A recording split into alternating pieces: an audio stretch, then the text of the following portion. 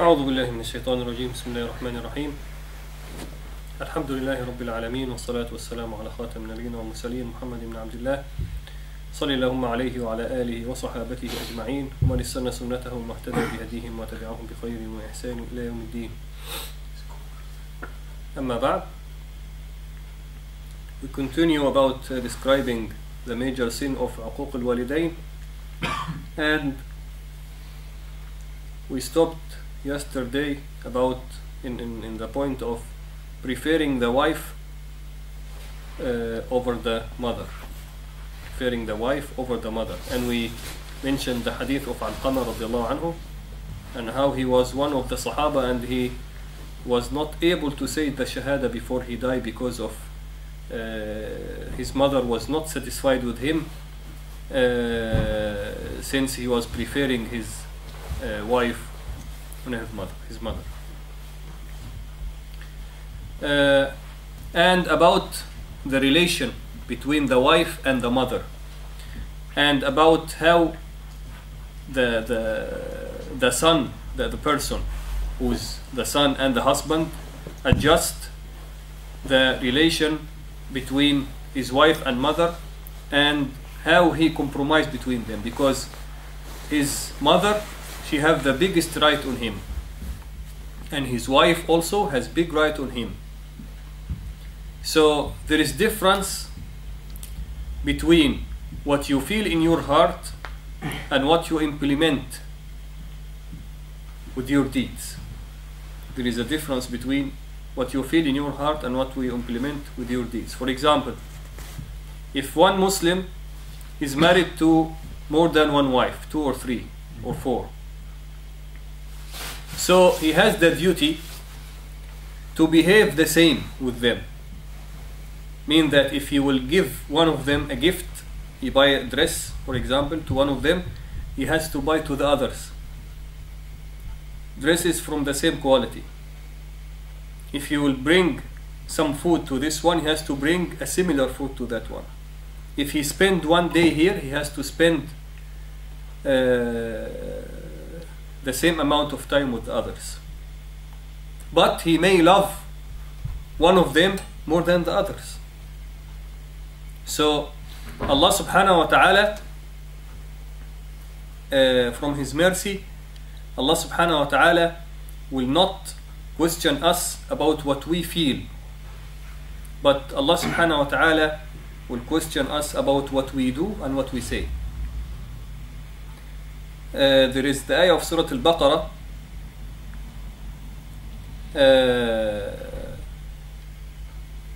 آمن الرسول بما أنزل إليه من ربه والمؤمنون, the ayah before, لله ما في السماوات وما في الأرض وإن تبدوا ما في أنفسكم أو تخفوه يحاسبكم به الله فيغفر لمن يشاء ويعذب من يشاء والله على كل شيء قدير. The meaning of this ayah, Allah subhanahu wa ta'ala have told, given this ayah to Nabi sallallahu alaihi wasallam, the meaning of it, the instruction in this ayah, that whatever you do or whatever you feel, Allah subhanahu wa ta'ala will make hisab for you for this. Whatever you do and whatever you feel in your heart. So the Sahaba came to Nabi sallallahu alaihi wasallam and said, Ya Rasulullah, we cannot take this is very difficult. What we do, yes, but what we feel, to adjust it, and Allah subhanahu wa ta'ala can make hisab for us for what we feel. This is too much. So Nabi sallallahu alaihi wasallam said, are you going to tell like what Bani Israel have told to Musa?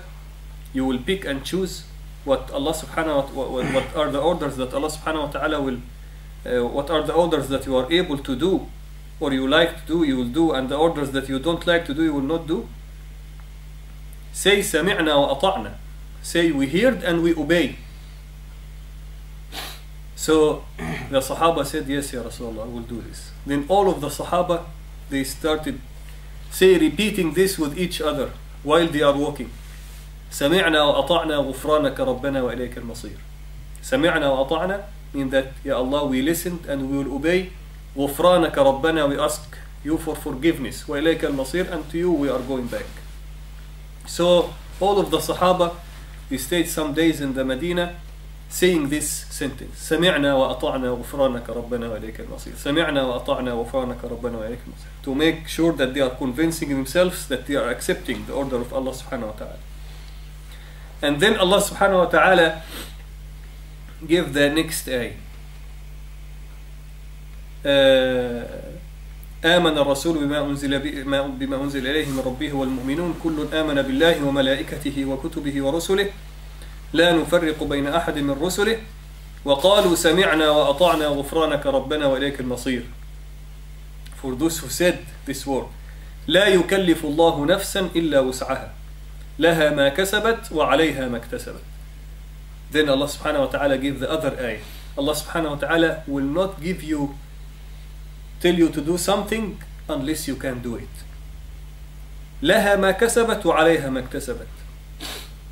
You will be only asked for your questions by what you do and what you do right or wrong. So before, Allah subhanahu wa ta'ala made duty that you have to do only what is right and say only what is right and think only of what is good. But now, if you think of something bad but you did not do anything bad, Allah subhanahu wa ta'ala will not punish you because of that. So what we want to say that if there is one person, he loves this wife more than the others, but he treats them equally, the same way, this is not a problem. Yes. So Nabi sallallahu alayhi wasallam, he loved Aisha radiallahu anha more than the others, but he never did dhulm to the others. He never did injustice to the others. He never preferred her in behaving and in the economically or the time that he spent. No, everyone has her own right. Everyone gets like the others, but his feelings were more towards Aisha radiallahu anha. The same here. Normally, the person, he loves his wife more than his mother. This is normal. The child, he loves his mother more than his father. Normal. And when he get married and he have some time with his wife, maybe 2 or 3 years, then he will love his wife more than his mother. Some people, they don't. Some people, they still love the mother more. But normally, he will love the wife more. But this should not be turned into actions and behavior.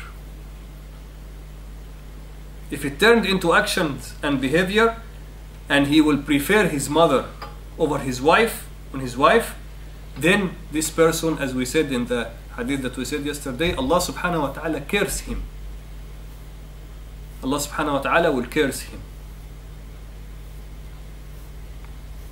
So, to adjust this, if your relation with your wife is very strong, then there will be no problem. If your relation with your wife is very strong, then there will be no problem. Why? Because normally the mother is older than the wife, right? Normally the husband is older than the wife. In some cases, maybe they are in the same age, but very rarely you can see someone, he married a woman and he's younger than her. So normally the husband is older than the wife, and of course normally his mother will be older than her also. So who's the elderly person, your mother or your wife? Your mother, right? So when the person goes in the age older and older, his or her acceptance for things changes. His or her understanding of the situations of the other become tighter. The old man, because there is difference to some age the person become wiser and wiser about the opinion, but about his needs. When the old man become weak, his body become weak, and his mind also become weak. He forgets. He like to what he says to be implemented. Cannot accept, or he will have less acceptance that he tells something, and he know that the people who are younger than him can do it or not. They may do it or not, or may not. So in this condition, where your mother in that age, and she's an elderly person and needs special treatment, and your wife is a young person, then you should arrange with your wife. If you have friendship with your wife, then you will arrange how to treat your mother and her mother. For example, if a problem may happen if your mother is very nervous,